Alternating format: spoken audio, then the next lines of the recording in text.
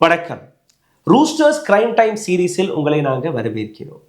ஒவ்வொரு நாளும் crime related ஸ்டோரிஸ்களை நாங்கள் தொகுத்து வழங்கி வருகிறோம். இதை நீங்கள் மிகப்பெரிய அளவில் ரசித்து பாராட்டி வருகிறீர்கள். அதற்காக நன்றிகள் பல. இன்னைக்கு நான் கொண்டு வந்த ஸ்டோரி, மாற்றுத்திறனாளி எப்படி சீரியல் கில்லராக மாறுகிறார். உலகத்திலேயே முதல் ரெஜிஸ்டர்ட் கேஸ் அகேன்ஸ்ட் மாற்றுத்திறனாளி. இதை நீங்கள் கவனமாக கடைசி வரை பாருங்கள். உங்களை சிந்திக்க வைக்கக்கூடிய ஒரு ஆழமான ஸ்டோரி தான் இது. நவம்பர் 14, 2024 குஜராத்தில் இருக்கக்கூடிய உத்வாடா ரயில்வே ஸ்டேஷனுக்கு அருகே இருக்கக்கூடிய ஒரு பெண்மணி, வயது 19, செகண்ட் இயர் படிக்கக்கூடிய மாணவி. தன்னுடைய வேலை, தன்னுடைய வீடு, தன்னுடைய காலேஜ், இதை தாண்டி அந்த பெண்ணுக்கு எதுவுமே தெரியாது. நல்லா படிக்கக்கூடிய ஒரு பெண்மணி. எங்கேயுமே தங்க மாட்டார். கரெக்டாக 7:30 மணி ஆனால் வீட்டுக்கு வந்து, அதாவது டியூஷன் முடிச்சுட்டு நேராக வரக்கூடிய இடம் என்னன்னா வீடு. உத்வாடா ரயில்வே ஸ்டேஷனில் இறங்கி அங்கேருந்து தன்னுடைய வீட்டுக்கு போகக்கூடிய வழியில் நீங்கள் பார்த்தீர்கள்னா ஒரு இருட்டு இடம் இருக்கிறது. ஒரு ரயில்வே கிராசிங்கை தாண்டோன்னா லைட் எல்லாம் கிடையாது. அந்த வழியாக தான் டெய்லி அந்த பெண்மணி வருவா. ஆனால் ஒரு சில நாளில் அங்கே நபர்கள் வருவாங்க போவாங்க போல இருக்குது. ஸோ தைரியமாக அந்த பொண்ணு வந்து போயிட்டு இருந்தாங்க. 7:30 மணி வரை அந்த பெண் வரக்கூடிய அந்த நேரத்தை தாண்டி ஒரு 8:30 மணி ஆனால் கூட அந்த பெண் வரவில்லை. பெற்றோர்களுக்கு கவலை, பெண்ணை தேட ஆரம்பிக்கிறார்கள். சரி, எந்த வழியில் அந்த பெண் வருமோ அதே வழிக்கு போய் பார்க்கலாம்னு அவருடைய பெற்றோர்கள் போய் பார்க்கும்போது திடீர் என்று ஒரு இடத்தில், அந்த இருட்டாக இருக்கக்கூடிய இடத்தில் ஒரு கூட்டத்தை பார்க்கிறார்கள். 40-50 நபர்கள் சுற்றி ஏதோ வேடிக்கை பார்த்துட்டு இருக்காங்க. பெற்றோர்கள் ஒன்றுமே புரியாமல் அந்த கூட்டத்தை போய் பார்க்கும்போது, அந்த கூட்டத்தை ஒதுக்கி பார்க்கும்போது ஒரு சடலம் கிடக்குது, குப்பரையாக கிடக்கு, ஒட்டு துணி இல்லாமல் கிடக்கு. பெண்ணை பிரட்டி பார்க்கும்போது அதுதான் இவர்கள் தேடி வந்த பெண். கதறுகிறார்கள். ஒன்றுமே புரியலை. 19 வயது குழந்தை. அந்த பெண்ணுடைய சடலத்தை பார்த்தாலே புரிஞ்சிருச்சு ஏதோ தவறு நடந்திருக்கு. இந்த பெண்ணை எவனோ தவறாக பயன்படுத்தி இந்த மாதிரி கொலை செய்து விட்டுட்டாங்க. அப்போவே போலீஸும் வருது. போலீஸ் விசாரிக்கும் போது அந்த இடத்துல 2-3 விஷயங்களை பார்க்கிறார்கள். சடலத்துக்கு பக்கத்திலே புத்தகங்கள் கிடக்குது. ஒரு வெள்ளை கலர் ஸ்வெட்ஷர்ட்னா அது ஸ்வெட்டர், டிஷர்ட் மாதிரி இருக்கும், ஸ்வெட்டரான அந்த ஸ்வெட்ஷர்ட் கிடக்கு. அதுக்கு பக்கத்துலேயே ஒரு கருப்பு கலர் பேக் இருக்கு. பெற்றோர்கள் அந்த புஸ்தகங்கள் இது என்னுடைய மகளுடைய புத்தகம் அப்படின்னு சொல்கிறாங்க. சரி, இந்த டிஷர்ட் இல்லை, இது என்னுடைய மகளுடைய ஸ்வெட்ஷர்ட் கிடையாது. அப்போ அந்த பேக்கை திறந்து பார்க்கும்போது அதில் 2 ஹாஃப் ட்ரவுசர், 3 ஃபுல் ட்ரவுசர், 3 சட்டை, சார்ஜர், இதுதான் இருக்குது. வேறு எந்த அடையாளமும் கிடையாது. யாருடைய பேக் யாருக்குமே தெரியாது. இப்போ இதுதான் க்ளூ. அடுத்து என்ன செய்கிறது அப்படின்னு பார்க்கும்போது, சரி சிசிடிவி கேமராலாம் இருக்கும், அதை போய் பார்க்கலாம். சிந்தித்து பாருங்கள். இந்த நாட்டு பிரதமர் வரக்கூடிய மாநிலம் மோடி, இந்த நாட்டின் ஹோம் மினிஸ்டர் அமித்ஷா வரக்கூடிய மாநிலம், உலக பணக்கார பட்டியலில் 2வது இடத்தை தொட்ட அடானி வரக்கூடிய மாநிலம், அம்பானி வரக்கூடிய மாநிலம், இந்தியாவிலேயே மிகப்பெரிய அளவில் பணக்காரர்கள் வசிக்கக்கூடிய மாநிலம் குஜராத், 28 ஆண்டுகளாக பிஜேபி ஆண்ட மாநிலம். ஆனால் அந்த இடத்தில் இருக்கக்கூடிய உத்வாடா ரயில்வே ஸ்டேஷனில் அங்கிருந்து கிடைச்ச தகவல் போலீஸார்களுக்கு, இங்கே ஒத்தை சிசிடிவி கேமரா கூட கிடையாது.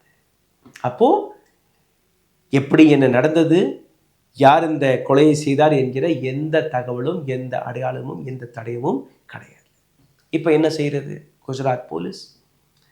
அவங்களுக்கு ஒன்றுமே புரியலை. சரி, இப்போ மற்ற இடங்களில் இருக்கக்கூடிய சிசிடிவி கேமராக்களை பார்க்கலாம். ஓகே, கிட்டத்தட்ட 5000 சிசிடிவி கேமராக்களை இவர்கள் அலசியிருக்கிறார்கள். சுற்றி இருக்கக்கூடிய கடைகள், வீதிகள், இந்த ஸ்டேஷனுக்கு முன்னே இருக்கக்கூடிய ஸ்டேஷன், அடுத்த ஸ்டேஷன், இப்படியெல்லாம் பல இடங்களில் இவர்கள் அலசி பார்த்துருக்கிறார்கள். இப்போ இவங்க கையில் இருக்கக்கூடிய அடையாளம் என்ன? ஒரு டிஷர்ட், வெள்ளை கலர் ஸ்வெட்ஷர்ட், இன்னொரு பேக், அவ்வளோதான். இந்த மாதிரி அலசி ஆராயும் போது உத்வாடா ரயில்வே ஸ்டேஷனுக்கு ஒரு ஸ்டேஷன் முன்னாடி இருக்கக்கூடிய ஸ்டேஷனில் சிசிடிவி கேமரா இருந்திருக்கு. அதில் ஒரு நபர் இதே பேக், இதே டிஷர்ட்டை போட்டு, இதே ஸ்வெட்ஷர்ட்டை போட்டுட்டு நடந்து வரக்கூடிய அந்த காட்சி கிடைச்சது. நீங்கள் ஸ்க்ரீனில் அந்த வீடியோவை பார்க்கலாம். அப்போது போலீஸார்களுக்கு யார் அந்த கொலைகாரன்னு தெரிஞ்சிருச்சு. பட் இந்த நபரை எப்படி கண்டுபிடிக்கலாம், எங்கே அந்த நபர் இருக்கிறார்? இப்போ அதை கண்டுபிடிக்கிறதுக்கு அந்த சிசிடிவி ஃபுட்டேஜில் இருக்கக்கூடிய அந்த ஃபோட்டோவை காப்பியெல்லாம் எடுத்து ஒட்டுமொத்த குஜராத்தில் பரப்பிட்டாங்க. அங்கங்கே இருக்கக்கூடிய போலீஸ் ஸ்டேஷன், அங்கங்கே இருக்கக்கூடிய railway station, airport, bus stand, auto rickshaw, இந்த மாதிரி எல்லா இடத்துக்குமே அந்த ஃபோட்டோ போயிடுச்சு. டிவி மீடியாவில் இந்த பெண்ணுடைய கொலையை பற்றி வந்துருச்சு. இப்போ ஒட்டுமொத்த குஜராத்தில் அந்த நபர் யாருமே யாருக்குமே தெரியலை. பக்கத்தில் இருக்கக்கூடிய மாநிலம், பக்கத்தில் என்ன ராஜஸ்தான் இருக்குது, இந்த பக்கம் மகாராஷ்டிரா இருக்குது. இப்போ இந்த மாநிலங்களில் இருக்கக்கூடிய குற்றவாளிகள் அந்த பட்டியல் எடுத்து பார்க்கலாம். அப்படி பார்க்கும்போது ஜோத்பூர் சிறையிலிருந்து ஒரு தகவல் வருது. ஜோத்பூர் ராஜஸ்தானில் இருக்குது. அந்த சிறையில் ராகுல் ஜட் என்கிற ஒரு நபர், வயது 30, ட்ரக்குகளை திருடக்கூடிய ஒரு குற்றச்சாட்டில் இதே போலீஸ் ஸ்டேஷனில், இதே சிறைச்சாலையில் அடைக்கப்பட்ட இந்த கிரிமினல், அந்த கிரிமினலும் இந்த ஃபோட்டோவும் ஒத்துப்போகுது. இவர்கள் தான் இந்த நபர்னு ஒரு உறுதிப்படுத்தியிருந்த அந்த சிறைச்சாலை. ஓகே, ராகுல் ஜட் ஹிசார் ஹரியானாவை சார்ந்த நபர், வயது 30, கால் தாங்கி தாங்கி நடக்கிறார். ஏற்கனவே கிரிமினல் பேக்ரவுண்ட், ஒரு ட்ரக்கில் இது மாதிரி பல ட்ரக்குகளை திருடிய அந்த கதை, அந்த பேக்ரவுண்ட் ஹிஸ்ட்ரி இருக்கு. ஸோ போலீஸ் கன்ஃபார்ம் இதுதான் அந்த நபர். இப்போ இந்த நபரை பிடிப்பதற்காக ராஜஸ்தான், ஆந்திர பிரதேஷ், இந்த பக்கம் மகாராஷ்டிரா, இந்த பக்கம் குஜராத், 4 ஸ்டேட் போலீஸ் இந்த நபரை அலசி ஆராயுது.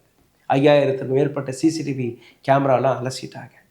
இப்போது ரயில்வே ஸ்டேஷன்களில் ஹாக்கர்ஸ், அதாவது அங்கே ரயில்வே பிளாட்ஃபார்ம்லலாம் அந்த சின்ன சின்ன பொருட்கள், தண்ணி, பிரியாணி, டீ இதெல்லாம் விற்பார்களே, அவங்கள காண்டாக்ட் பண்ணது குஜராத் போலீஸ். இந்த நபருடைய அடையாளம், தாங்கி தாங்கி நடப்பார். இந்த நபருடைய ஃபோட்டோ இதுதான். ஒல்லியாக இருப்பார், இந்த மாதிரி இவ்வளோ ஹைட்டெல்லாம் இருக்கும்னு சொல்லிடுறாங்க. இப்போது பாந்த்ரா ரயில்வே ஸ்டேஷன், மும்பை, அங்கேருந்து ஒரு ஃபோன் வருது குஜராத் போலீஸுக்கு. இந்த மாதிரி நீங்கள் ஒரு நபரை தேடிட்டு இருந்தீங்க, நான் ட்ரெயினில் ஏறி ஒரு சில பொருட்களை விற்கும்போது இந்த நபரை நான் பார்த்தேன். நிச்சயமாக அந்த நபராக தான் இருப்பான், ஏன்னா அந்த நபர் நடக்கும்போது நான் தாங்கி தாங்கி நடக்கிறதெல்லாம் பார்த்தேன். பிளாட்ஃபார்ம்லேருந்து இந்த ட்ரெயினில் ஏறி இருக்காரு. சரி, எந்த ட்ரெயின்? மகாராஷ்டிரா பாந்த்ரா ரயில்வே ஸ்டேஷன்லேருந்து புஜ் போகக்கூடிய இந்த ரயில், இந்த பொட்டியில் இந்த சீட்டில் இந்த நபர் உட்காந்துருக்காரு. கரெக்டாக அடையாளத்தை கொடுத்துட்றாங்க. ஒரு டீம் ஃபார்ம் பண்ணி உடனடியாக ஒரு டீம் கிளம்புது இந்த ரயில்வே ஸ்டேஷன். வாபி என்கிற இடம், அதாவது மகாராஷ்டிரா மற்றும் குஜராத்துக்கு நடுவே அந்த பார்டரில் இருக்கக்கூடிய இந்த ஸ்டேஷனில் ஏறுறாங்க. அந்த கரெக்டாக அந்த போகிக்கு போய் அந்த சீட்டை பார்க்கும்போது அந்த நபர் உட்காந்துருக்காரு. அந்த நபரும் பெருசாக எதிர்ப்பெல்லாம் தெரிவிக்கல, அரெஸ்ட் ஆகிடுறாரு. திருப்பி கூட்டிகிட்டு வந்துடுறாங்க குஜராத்தில் கூட்டிகிட்டு வந்து, சரி, ஒரு க்ரைம் நவம்பர் 14 நடந்தது, அந்த நபரை எப்படியும் நாங்கள் பிடிச்சிட்டோங்கிற ஒரு திருப்தி. எப்போ பிடிக்கிறாங்க? நவம்பர் 24 பிடிக்கிறாங்க. கிட்டத்தட்ட ஒரு 10 நாட்கள் கழித்து இந்த நபரை பிடிச்சிட்டோங்கிற ஒரு பெருமை குஜராத் போலீஸுக்கு. இப்போ சார்ஜ் ஷீட் ஃபைல் பண்ணலாம், கேஸை க்ளோஸ் பண்ணலாம்ங்கிற அந்த முடிவுக்கு வரும்போது இப்போ அந்த நபருடன் அடுத்த விசாரணை நடக்குது. என்ன, ஏன் இந்த கொலை செஞ்சேன், எப்படி செஞ்சேங்கிற விஷயம். இந்த மாதிரி நான் உத்வாடா ரயில்வே ஸ்டேஷனில் இறங்கினேன். உத்வாடா ரயில்வே ஸ்டேஷனில் இறங்கி சும்மா அங்கே நின்றுருக்கும்போது இந்த பெண் என்னை க்ராஸ் பண்ண, எனக்கு அப்படியே என்னோடய ஆசை தூண்டிருச்சு. என்னால் தன்னை கட்டுப்படுத்த முடியலை. இந்த பெண்ணிற்கு பின்னாடியே போகும்போது இந்த பெண்ணிற்கு எதுவுமே புரியலை, ஏன்னா அங்கே இன்னொன்று அப்புறம் நடந்துட்டு இருந்தாங்க. கொஞ்சம் தூரத்தில் போகும்போது ஒரு இருட்டு இடத்தை பார்த்து இந்த பெண்ணை தாக்குனேன். அந்த பெண்ணை தாக்குனது மட்டும் இல்லாமல் அந்த பெண்ணை கருப்பழிச்சிட்டு என்னோடய ஆசை தீர்ந்த உடனே அந்த பெண்ணை கொலை செஞ்சிட்டேன். ஆனால் அந்த பெண்ணுடைய முகத்தை பார்க்கும்போது எனக்கு இன்னும் ஒரு முறை அந்த மாதிரி நடந்து கொள்ள ஆசை வந்துச்சு. தண்ணி தவிச்சிச்சு. அதனால் நான் உடுத்தியிருந்த அந்த டிஷர்ட்டெல்லாம் அங்கேயே இருந்துச்சு, என்னோடய பேக்கெல்லாம் அங்கேயே கிடந்துச்சு. நான் அப்படியே ஸ்டேஷனுக்கே போய் தண்ணி குடிச்சிட்டு மீண்டும் ஒரு முறை வந்து அந்த சடலத்துடன் நான் தவறாக நடந்து கொள்ள போகிறேன் என்கிற அந்த ஆசையில் வந்து பார்க்கும்போது என்னால் அதை செய்ய முடியலை. பிகாஸ் அங்கே சுற்றி மக்கள் கூட்டத்தை பார்த்தேன். சரி, புட்டு உடஞ்சிருச்சு.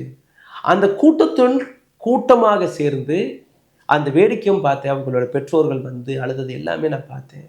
ஆனால் இந்த இடத்துல நான் விட்டுட்டு போன அந்த வெள்ளை ஸ்வெட்ஷர்ட்டையும் என்னுடைய பையையும் நான் கையில் எடுத்தால் பிடிபட்டு போவேன் என்கிற அந்த விஷயத்தை வச்சு நான் அங்கேருந்து எஸ்கேப் ஆகிட்டேன். நான் அதுக்கு மேலே அங்கே வரலை. ஆனால் இது என்னுடைய முதல் கொலை அல்ல. இது மாதிரி இதே மாதத்தில் நான் 5 கொலைகளை செஞ்சுருக்கேன். போலீஸ்க்கு ஒன்றுமே புரியலை. நாங்கள் பிடிச்சது ஒரு கேஸுக்கு இந்த நபர் என்ன 5-6 கொலை செஞ்சதாக சொல்கிறாங்க. என்ன நடந்துச்சு அப்படி விசாரிக்கும்போது என்னுடைய முதல் கொலை அக்டோபர் 20ஆம் தேதி ஹாவ்ரா ரயில்வே ஸ்டேஷனில் நடந்தது. ரயில்வே போகிக்குள்ளே நடந்தது. நான் ஒரு மாற்றுத்திறனாளி. எங்களுக்குன்னு ஒரு ரிசர்வ் கோட்டா, ரிசர்வ் போகி இருக்கும். அந்த போகியில் இன்னொரு பெண்மணி ஏறினாங்க. நாங்கள் 2 பேரும் தனியாக இருந்தோம். அந்த பெண்ணை பார்த்த உடனே என்னால் கட்டுப்படுத்த முடியலை. என்னுடைய இச்சைக்கு அந்த பெண்ணை ஆளாகிட்டேன். அந்த பெண் ஓவராக சத்தம் போட்டதுனால அந்த பெண்ணை கொண்டுட்டேன். அடுத்த ஸ்டேஷனில் நான் இறங்கி நான் வெளியில் வந்துட்டேன். எனக்கு ஒரு விஷயம் புரிஞ்சிச்சு. மாற்றுத்திறனாளிகளுக்காக ஒதுக்கப்பட்ட இந்த போகியில் எந்த விதமான பாதுகாப்பும் கிடையாது. நான் எப்படி வேணாலும் என்ன வேணாலும் செய்யலாம், யாருக்குமே தெரியவும் தெரியாது, நிறைய பேர் வரவும் மாட்டாங்க.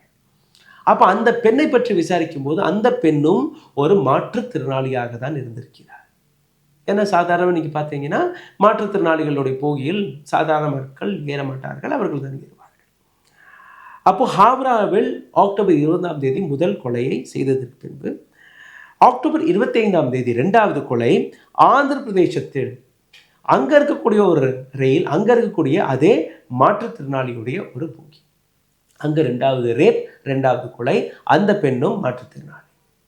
இப்போ 3வது கொலை தான் இந்த நவம்பர் 14ஆம் தேதி இந்த கொலை மற்றும் வெளியில், அதாவது ரயில் போகியை விட்டு வெளியில் ரயில்வே ஸ்டேஷனும் தாண்டி நடக்குது, ஒரு ரோட்டில் நடக்குது.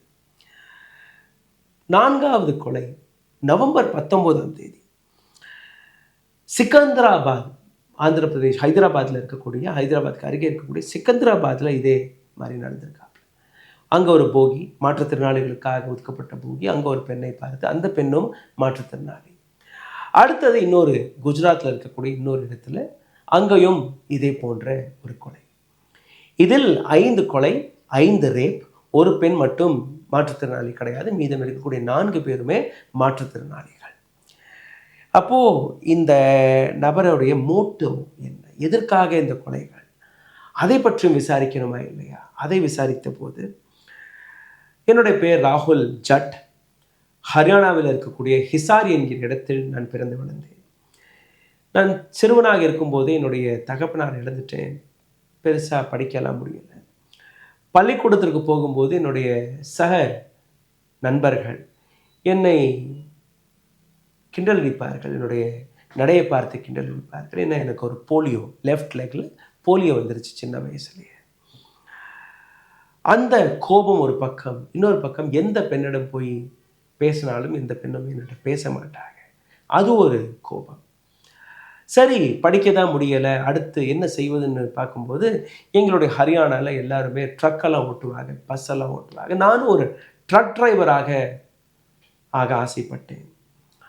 அதற்கு பல முயற்சியெல்லாம் எடுத்து டிரைவிங்கெல்லாம் கற்றுக்கினேன். எப்படியோ நான் ட்ரக்கு இந்த டிரான்ஸ்போர்ட்டர்ஸ் கிட்டலாம் போகும்போது என்னை விரட்டி அடிச்சிடுவாங்க.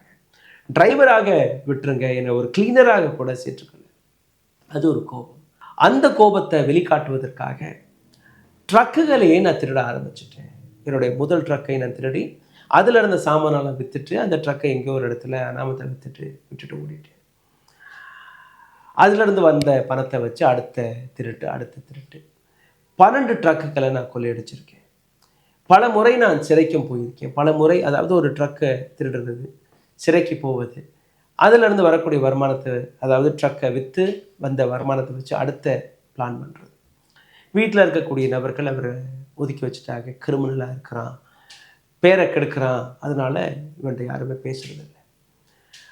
ஆனால் காலப்போக்கில் என்னுடைய செக்ஷுவல் நீட் அதிகரிக்கிறது.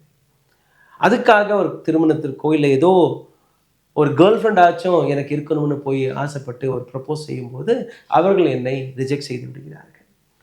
ஒரு பெண் என்னை எப்படி ரிஜெக்ட் செய்யலாம் என்கிற அந்த கோபம், இதெல்லாம் வச்சு தான் இந்த மாதிரி அந்த முதல் ரேப் இந்த ஹாவ்ரா போகியிலே நடந்துச்சு. அடுத்தடுத்து என்னுடைய தைரியம் அதிகரிக்கும் போது என்னை யாருமே பிடிக்க முடியலை. அப்படியே நான் சீரியல் கில்லராக மாறிட்டேன். இப்போ இந்த நபர் குஜராத் போலீஸ் விசாரணையில் இருக்கிறார். இன்னும் எத்தனை கொலைகள், இன்னும் எத்தனை கிரிமினல் வேலைகள் இந்த நபர் செய்திருக்கிறார் என்கிற அந்த விஷயம் இன்னும் வெளியில் வரல. அதை பற்றின தகவல் வரும்போது உங்கள்கிட்ட நான் நிச்சயமாக அதை பற்றி பேசுவேன். ஆனால் இந்த இடத்துல நீங்கள் புரிஞ்சு கொள்ளக்கூடிய விஷயம், இன்னைக்கும் இந்தியன் ரயில்வே எவ்வளோ அன்சேஃபாக இருக்கிறது. இன்னைக்கும் எந்த ரயில்வே இந்தியாவில் இருக்கக்கூடிய 2வது மிகப்பெரிய அளவில் வேலை வாய்ப்பை தேடி கொடுக்கக்கூடிய அதே ரயில்வேஸில் இது போன்ற சம்பவம் நடந்திருக்கிறது. எந்த அளவில் மாற்றுத்திறனாளிகள் தன்னுடைய வாழ்க்கையை சேலஞ்சாக நடத்தி வருகிறார்கள். அவர்களிலேயே ஒரு நபர் இப்படியெல்லாம் செய்துவிட்டால், அதுவும் சக மாற்றுத்திறனாளிகளுடனே இப்படி நடந்திருக்கிறார். இதில் பல பேர் தவறாகவும் கீழே எழுதலாம், எப்படி நீங்கள் கொச்சையாக பேசலாம் என்று. கொச்சையாக இது நடக்கக்கூடிய சம்பவம், நடந்த ஒரு சம்பவம். எந்த ரயில்வே நெட்வொர்க் உலகத்திலேயே மிகப்பெரிய அளவில் பேசஞ்சர்ஸ்களை கூட்டிச் செல்கிறதோ, எந்த ரயில்வே நெட்வொர்க் இந்தியாவில் மிகப்பெரிய அளவில் வருமானத்தை தேடிக் கொடுக்கிறதோ, வேலைவாய்ப்பை தேடிக் கொடுக்கிறதோ, அந்த ரயில்வே நெட்வொர்க்கில், அந்த ரயில்வே ஸ்டேஷனில், பல ரயில்வே ஸ்டேஷன்களில் ஒத்தை சிசிடிவி கேமரா கூட கிடையாது என்றால், இது போன்ற மாற்றுத்திறனாளிகளுக்காக ஸ்பெஷலாக இருக்கக்கூடிய போகியில் அங்க இருக்கக்கூடிய பாதுகாப்பு கூட சரியாக இல்லை என்றால், இவர் மாற்றுத்திறனாளி, வேறொரு சாதாரணமான நபர் உள்ள புகுந்து வேற ஒரு தவறான வேலையை பார்த்திருந்தால், அப்பவும் இப்படித்தான் நாம் பேசியிருப்போம். அப்போ இந்த நாட்டில் இருக்கக்கூடிய பெண்களுக்கான பாதுகாப்பு எந்த அளவில் நெக்லெக்ட் செய்யப்படுகிறது என்று நீங்க புரிந்து கொள்ள முடியும். இந்த கதை நிச்சயமாக உங்களுக்கு ஒரு ஐ ஓப்பனராக இருந்திருக்கும் என்று நம்புகிறேன். தயவு செய்து இந்த கதையை பகிருங்கள், ஷேர் செய்யுங்கள், உங்களுடைய கமெண்ட்டை கீழே கமெண்ட் பாக்ஸில் எழுதுங்கள். இதை தாண்டி இந்த சேனலை சப்போர்ட் செய்ய நினைக்கக்கூடிய நபர்கள் உங்களுடைய ஆதரவை கீழே எழுதியிருக்கக்கூடிய யூபிஐ ஐடியில் உங்களால் அனுப்ப முடியும். எங்களுடைய இன்னொரு புதிய சேனல் நாங்கள் தொடங்க இருக்கிறோம். நாளையிலிருந்து இதே சேனலுடைய கீழே டிஸ்கிரிப்ஷனில் உங்களால் அந்த சேனலுக்கான லிங்கையும் பார்க்கலாம். ரூஸ்டர்ஸ் கிரைம் டைம் என்கிற இந்த சேனலையும் நீங்கள் ஆதரிப்பீர்கள் என்று நான் நம்புகிறேன். அடுத்த இன்னொரு கதையுடன் உங்களுடன் சந்திக்கும் வரை நன்றி, வணக்கம். ஊடகம் கார்ப்பரேட் அரசியல்வாதிகளின் கைப்பாவையாக, அடிமைகளாக இருந்தது போதும். இனி சாட்டை எடுத்து சுழற்றும் நேரம் வந்துவிட்டது.